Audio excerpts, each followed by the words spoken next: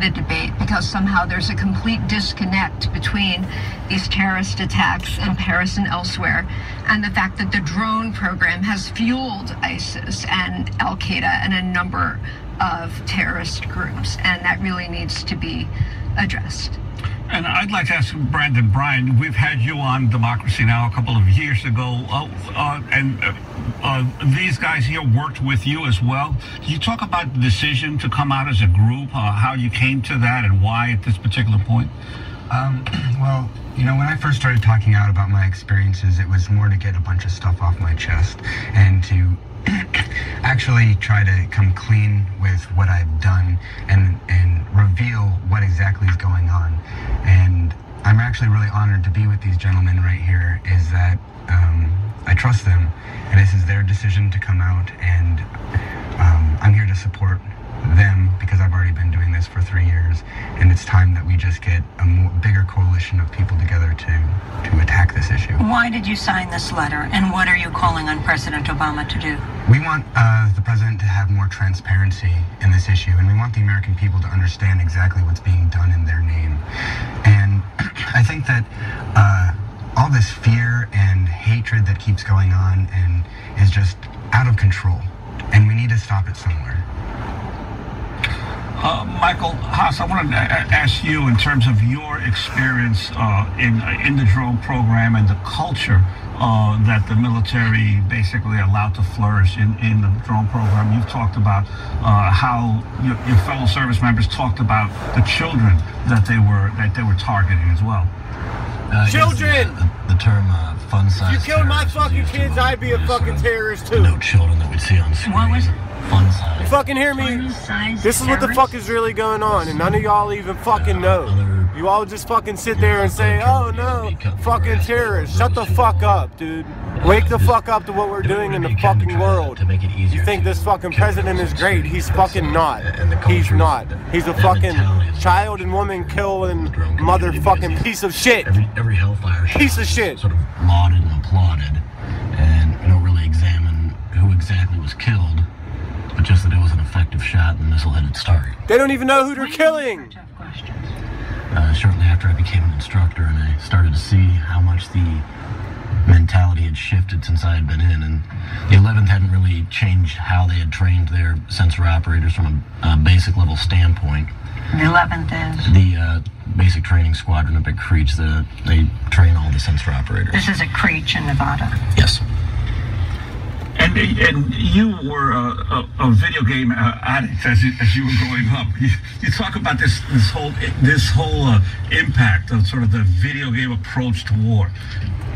The thing that makes gamers a prime target for this job field is that ability to just multitask and do a lot of things subconsciously and just sort of out of reflex, and you don't really even have to think about it, which is paramount to doing this job. But a lot of it is getting used to just seeing something on screen, killing it, and then going about your business as though you don't really pay it a second thought. They treat it like it's a fucking video game, dude. They're recruiting video gamers to drop fucking bombs on innocent fucking people. Talking about his first fatal drone strike.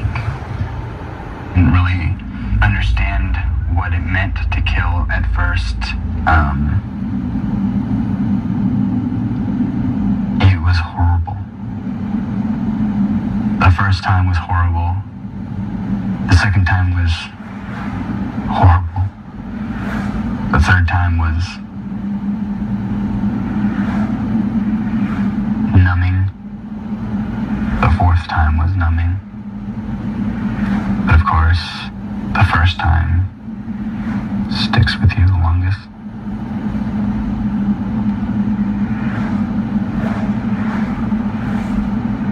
So we're looking at this thing, these people, and it was like almost instantaneous that someone was like, confirmed weapons, here's the 9 line, you're cleared hot.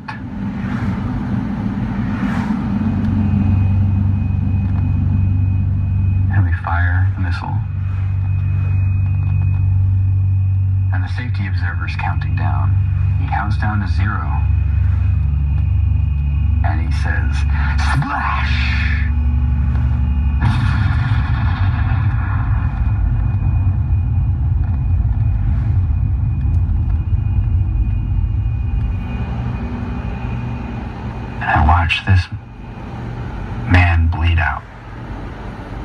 missile had taken it off one of his legs right above the knee.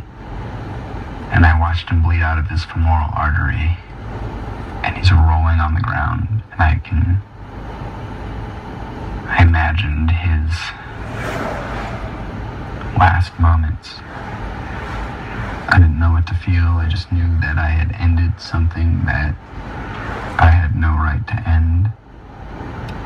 But I swore an oath. I did what I was supposed to do. I followed through with it. It was like my image of myself was cracking and breaking apart. And the safety observer laughs and he slaps me on the back and he says, "You should have seen how you jumped when I said splash." That's Brandon Bryant in the film Drone that's opening tonight in New York and Toronto. And Brandon Bryant is with us now. Do you know who you killed? No. I killed 13 people with a total of 5 Hellfire missile shots, and only 3 of them were actual combatants. Who were the others? So that's 10 people that died for no reason. That's only one instance. I would like to know. I would like to know who I You testified killed. in the German parliament, and you said also, you've testified before the United Nations, Correct. that you don't know if you might be picked up for war crimes, but you're willing to risk this now. Correct. I think that it's completely unfair that we helped prosecute German Nazis in World War II who were just following orders, and we can't put ourselves under that same umbrella. Thank you. We helped create Thank you. This is a fucking soldier. I'm done. Y'all need to wake the fuck up, dude. I think that's completely unfair to the rest of the world.